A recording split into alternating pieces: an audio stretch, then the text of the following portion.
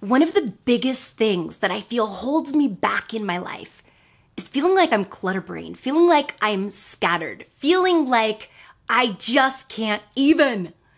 So why is that happening to us? I hear stories from you guys all the time saying, oh my gosh, I just feel like my brains are scrambled. I feel like I'm just not on point. I feel like I can't think straight. But there are reasons that this is happening to us. So I'm going to give you a couple of tips that have helped me. You could put them in your arsenal and feel more articulated when you look at your life and when you look at your goals. First of all, seeing things as if they are already accomplished and already done is going to launch you forward to the next level. For example, laundry. It's like the never-ending pile of doom, but it doesn't have to be. What if you walked into your laundry area just imagining it as if the laundry was folded and put away? Imagine everything in its right spot. No onesie-twosie little socks all over the place. Do you guys have a sock pile? I totally have a sock pile where there's like red socks, a baby sock from 2 years ago that doesn't even fit her anymore.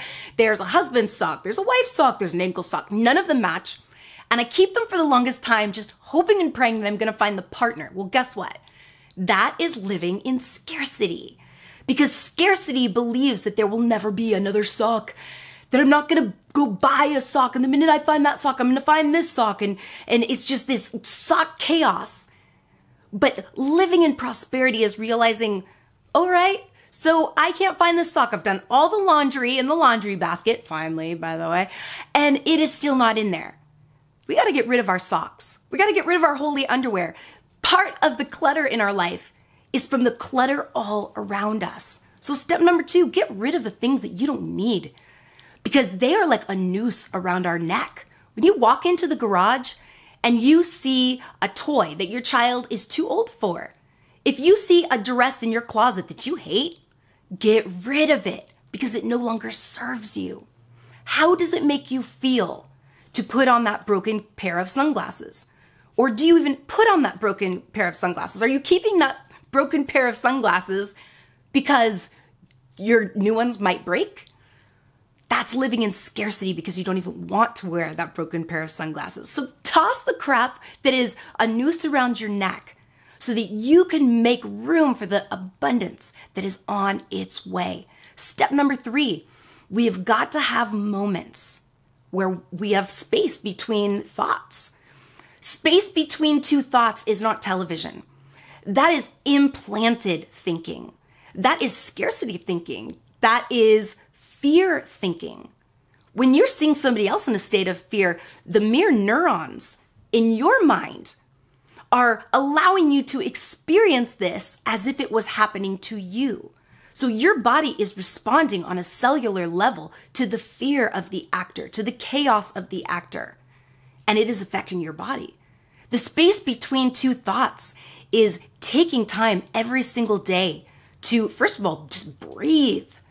Second of all, just no thank you. All of the thoughts and all of the garbage that's weighing you down in your brain, all of the lists of things to do, all of the reasons you're not good enough, all of that stuff.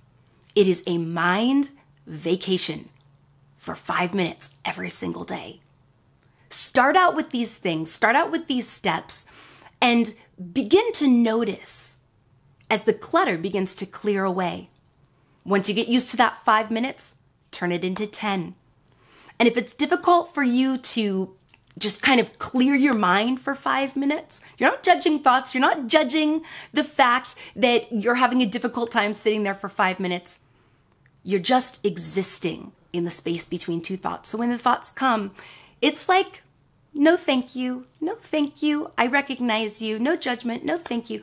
And spending that time with your inner self, which is the direct pipeline to the spirit, which is when inspiration pours in.